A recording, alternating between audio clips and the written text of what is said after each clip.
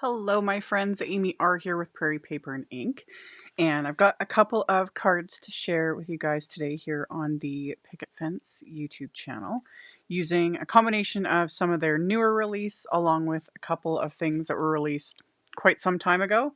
And I'm going to do some pouncing with my little mini pouncers or the pint-sized paper pouncers, whole bunch of Oxide inks, embossing, a little bit of watercoloring, very simple watercoloring, and then no surprise, tons of splattering. So, as always, if you keep watching, I'll show you guys how I made these cards, and then I will also have a supply list with links to all the supplies I used. That'll be in the description box below the video, so you can check that out below if you're interested.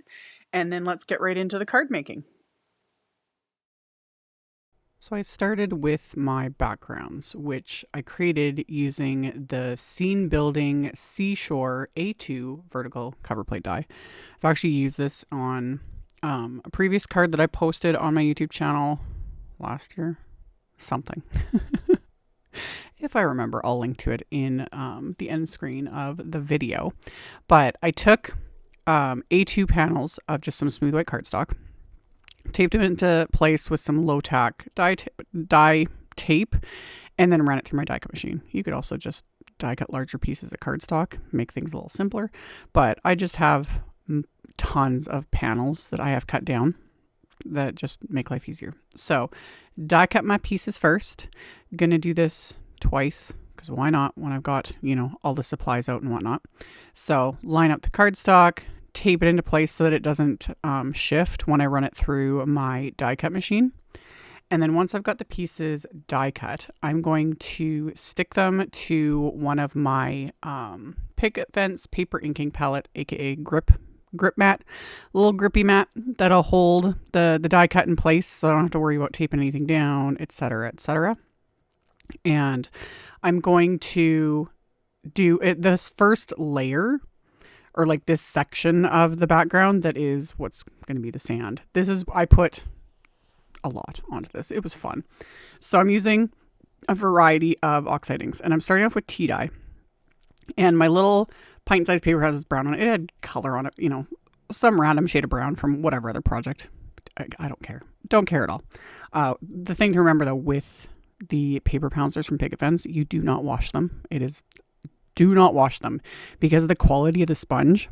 It will expand so much and it will never go back down to size. So do not wash them. But you can like spray a cloth or some paper towel and kind of just lightly wipe the pouncer on there. But honestly, I just go with it. In the end, it just doesn't matter. So I'm not going for a smooth blend right now. And I'll show that when I do like the water part. It gets like all smooth and everything. Basically, if you want like a smooth color lay down with the pouncers, you just got to add more color, especially with the Oxide inks. The more you saturate it, it just all like smooths out. But for this, I don't want that. I want texture. I want like variation because I'm going for sand. So I started with tea dye, and then I'm going in with vintage photo, and kind of keeping that more to the edge where like the water is going to connect to it. So, that would be a little darker. And then I also just added a bit more, again, more texture, a little more color, etc. And just kind of working my way back and forth between these two backgrounds here. So added the vintage photo, did that again to the second piece. And once I've got that all in there, this is when we're gonna get into the really fun stuff, which is splatter. Tons and tons and tons of splatter. Because it's sand. We need texture.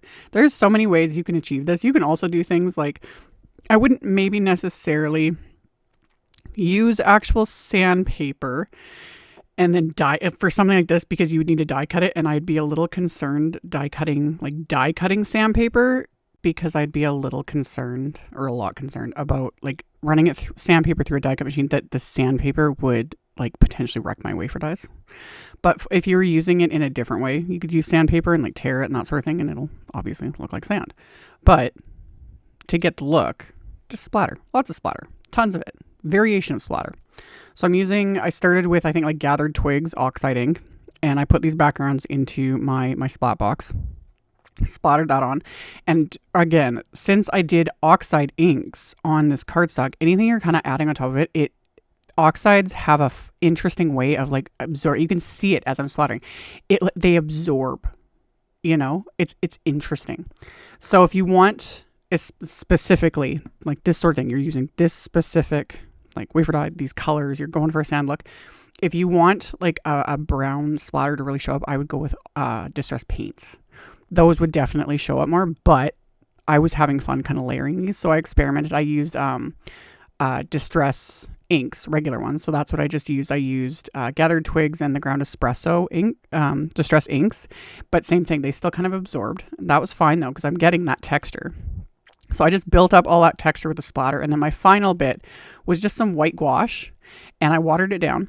So this, while it's white at the moment, it's the same idea because of Oxide inks, but this would apply to any sort of background you've done. Especially though with Oxide inks, is it will absorb that gouache and the gouache will absorb some of the color as it dries. So in the end, I got my sandy texture. Super happy with it. It was fun. I love splattering. It's a way to like kind of just make a mess and it's therapeutic. Anywho. So once I did the sand bits, now I'm doing the other pieces to create the water. So for this piece, I started with tumbled glass, and then I'm going in with salty ocean and a light hand, just adding a bit here and there, you know, just giving it a little more dimension. And again, not worried about getting like a perfect laydown of color because, you know, texture just gives it an extra something. So I did that. The one narrow piece I'm just leaving as white. And then these more solid pieces, I'm going to do salty ocean.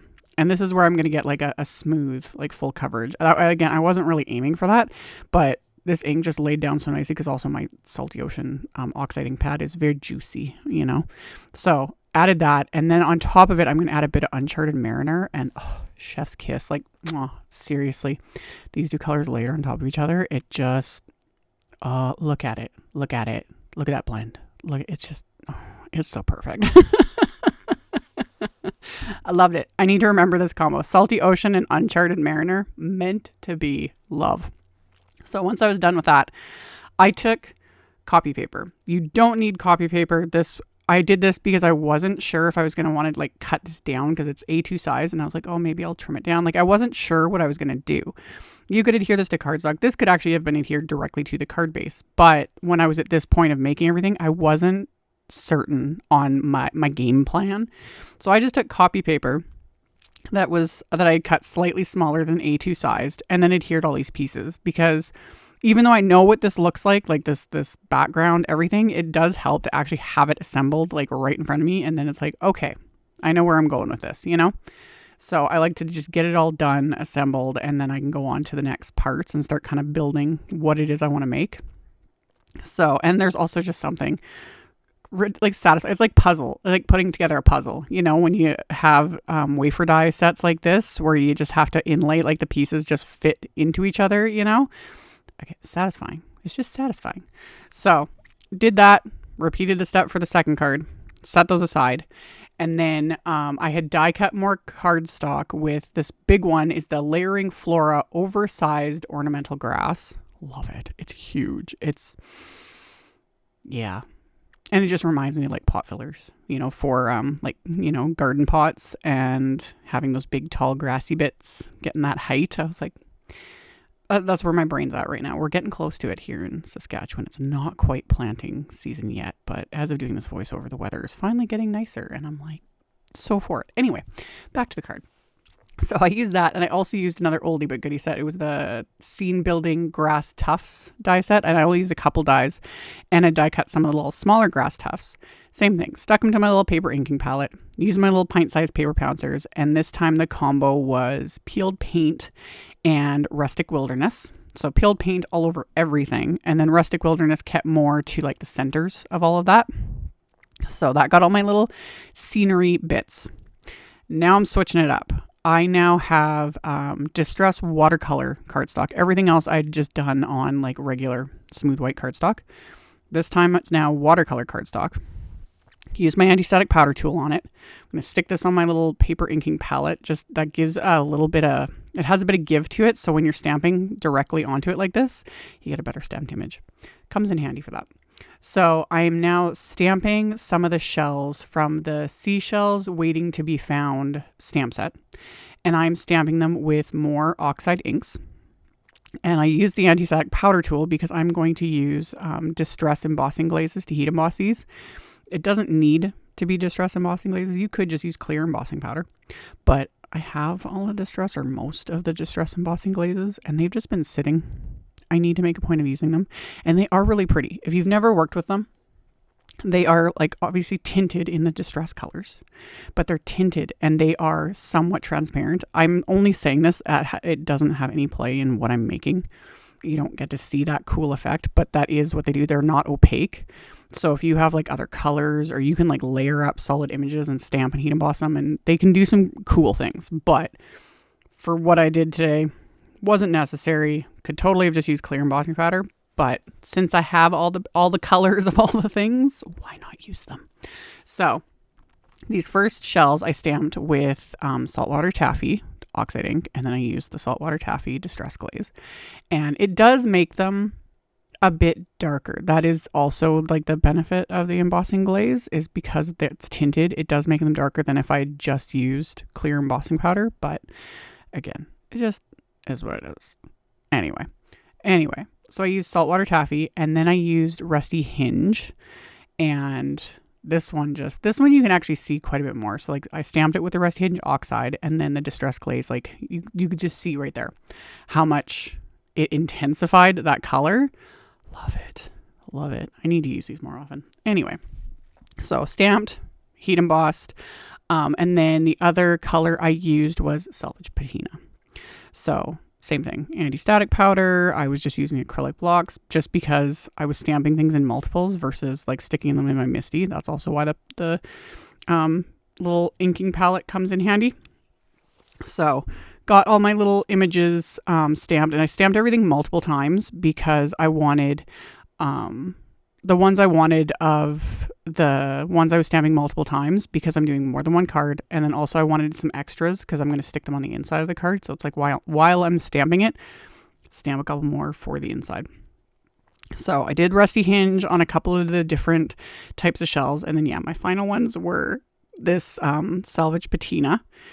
And I'm making sure also that I had space between all these shells because I am going to use the coordinating wafer dies to die cut everything when I'm done. So salvage patina oxide ink, salvage patina embossing glaze, and then pulled out another scrap of the distress watercolor paper because needed multiples. So got those stamped, coated with the embossing glaze, melted with my heat tool. With stamps specifically, ones like this that already have like so much detail, you could skip coloring them at all if you're stamping them with like color ink, whether you're heat embossing them or not. Because when there's so much detail, like it's not just an outline, you almost could, but I already had like made up my mind that I wanted to watercolor over these. So that's what I did. I used the exact same colors. So the saltwater taffy, the rusty hinge, and the salvage patina oxide inks. And I just smushed them onto one of my little plastic palettes. And I'm going to just use my little Ranger detail watercolor brush here to paint them in, and literally just slap and color on. That's it. Simple, super simple. Anybody can do this. No special skills needed whatsoever. And I also purposely went outside the lines on purpose. I did that because when I was going to die cut these, the die cut has it has that perimeter around the image, which I'm fine with. I don't care that a lot of my die cuts, have that white border. It doesn't faze me. But when I was thinking about doing this, I was like, oh, if I just paint outside the lines, that eliminates the white border. So why not? So that's what I did. I just painted outside the lines. So filled them in, did the saltwater taffy with the shells that I had colored or heat embossed with the saltwater taffy embossing glaze.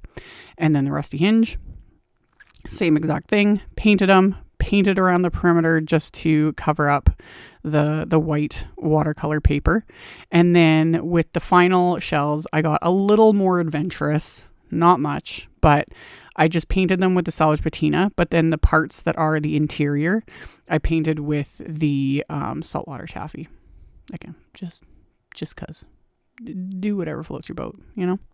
So after I was done painting all of these pieces, I trimmed like the sections apart with my scissors to make it easier to die cut everything, and then used the coordinating wafer dies to die cut all of these shells. So let everything dry first. You always want to make sure, whether you've ink blended, splattered, ink smushed, watercolored, whatever, make sure everything's dry. You want it dry, 100% dry, before you die cut or before you try and trim things down with a paper trimmer, because if it's at all wet, the fibers in the paper, whether it's watercolor paper, cardstock, whatever, can like shred rather than just cut cleanly, whether it's die cutting or using a paper trimmer. So that's why we say like wait till it's dry or heat set it, whatever. Just make sure it's dry. So these were dry. So I used the coordinating wafer dies, taped them into place with some washi tape, and then ran them through my die cut machine, die cut all the pieces. And there's something like, I live in the middle of Canada, like fully landlocked, many hours from the ocean. But there's something about seashells. They're so pretty. I love them. Anyway, after I was done die cutting all of my seashells, this is when I start assembling my little scene on these card fronts here. So I'm gonna adhere the ornamental grass and the shells and the little grass tufts, and all of this I just did with craft tacky glue. You could also pop things up with, foam tape and build a bunch of dimension, but yeah, I just adhered everything with craft tacky glue. And off to the side, I had already kind of figured out the layout on the other card front, just to give me an idea, what I was doing, where I wanted to stick everything. And then just repeated that onto this second card front. So once I've got everything adhered onto the card front, I got to flip it over and trim off all of the bits hanging off the edges here. So just flip that over, trim them off with scissors. Did that with the other card front that I had already assembled. And then of course I'm going to add more splatter. It was bugging me that the ocean water didn't have any like texture to it. So I'm using my one of my go-to favorites, the paper splatter watercolor liquid white Snowflake. You use this stuff enough and say it enough, you don't get as tongue-tied over it. Ask me how I know. In some of my older videos, I was like, it's a splatter stuff. Anyway, it's shimmery and I love it. Heavily splattered this over these, concentrating it most where, the upper right corner there, where it was like the solid water, but then also added it everywhere else, because who doesn't love shimmer, honestly? So splattered that all over these card fronts, just good and heavy. So we just got all of that fun texture, shimmer, goodness. I used every little bit of it. I literally even scraped it off the sides of my palette here with my fan brush. Like, just got it all on there. And then for the sentiments, I'm just using the sentiments that are in that Seashells Waiting to be Found stamp set. So I pulled out my MISTI for that. I'm using just a scrap of black cardstock, anti-static powder on there. And then I'm going to stamp the sentiments with clear embossing ink. So ink those up. I'm going to ink them up and stamp them carefully. Like, you don't press. You're not doing CPR, especially anything like with fine detail or like sentiments that are, scripty, that sort of a thing. You don't want to like mush your stamps into the cardstock. That's where you're going to lose all that detail, and sometimes it'll make stamps like impossible to read the sentiment, that sort of a thing. So it's better to just ink it up, press gently, and stamp it more than once if you need to. So that's what I did, and then coated everything with just some detail white embossing powder. Melted that with my heat tool till everything is smooth and shiny. And then after I let that cool off for a few seconds, I just used my microfiber cloth and rub that on the cardstock to remove that excess anti-static powder. And then I'll use the coordinating wafer dies, because the die set has the dies for all of the seashells and then the sentiments. So I'm going to use the coordinating wafer dies to die cut out these sentiments, and same thing. Use my little bits of washi tape to hold the wafer dies into place so they don't shift when I run it through my die cut machine. So get those taped into place, die cut all my sentiments, and then once the sentiments are die cut, I can now like get these cards like fully assembled. So my card bases are top folding A2 white note cards. And I have my extra shells. And I also ended up die cutting those little grass tufts. I die cut a couple scraps of white cardstock with those and quickly pounced them with the same colors to add to the inside of the card as well, because they're just cute and it was all meant to be. Loved it. So adhered those and did the same thing. I'd kind of figured out an arrangement on the other card base and then just followed that onto this one. So just kind of assembled these along the bottom of the inside of the card. I'm going to add one of the sentiments, get that into place, and then adhere the card fronts to the card base, which I did end up deciding not to cut down.